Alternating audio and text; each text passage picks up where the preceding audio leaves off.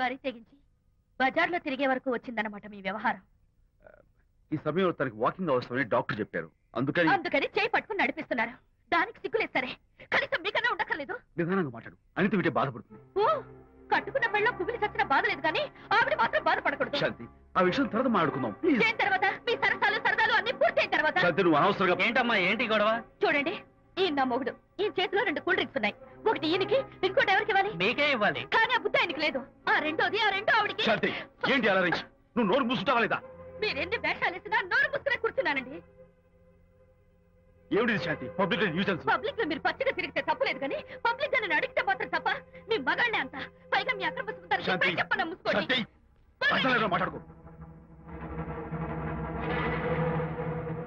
దాని మీద అంత మోసుంటే నన్నెందుకు పడి చేస్తున్నారు? పైగా సమర్థించుకోవడం. చూడు బాబు, పబ్లిక్ లో భార్యాభర్తలు ఇలా పోట్లాడుకోవడం మంచిది కాదు. ఊరుకోయా, ఇల్లు కాదు ఒకడు ఏడుస్తుంటే ఇంకేదో కాదు ఎవడో ఏడ్చాడంట. మరి చెప్పొచ్చా? వెళ్ళండి. ఎంత చూసారు డ్రామా. విజయ్, ఏంటా గొడవ? అది పతి పత్ని ఎవరు మనకెందుకులే, కూర్చో. ఓహో, భార్యాభర్తలు గొడవ పడుతున్నారన్నమాట. మనకెందుకులే, కమా చేస్. ఇప్పుడు ఎందుకు నాన్న? ఎందుకో చెప్తా కదా. ఇదే అది కదన్నా, పబ్లిక్ లో శాంతి నన్ను గోల్ చేస్తా. అందుకే ముందు ఇదే చెప్తా. అదే ఆ పబ్లిక్ లో నన్ను ఎంత వెయ్యరా, నువ్వు వెయ్యరా నాన్న.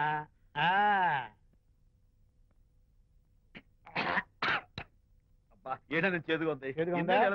ఫోన్ బాగుంటుంది, ముందు ఇది తిను. నువ్వు వెళ్ళి చికెన్ పడరా. ఓ పబ్లిక్ శాంతి ముందు ఇది వెయ్యరా చెప్తాను. అది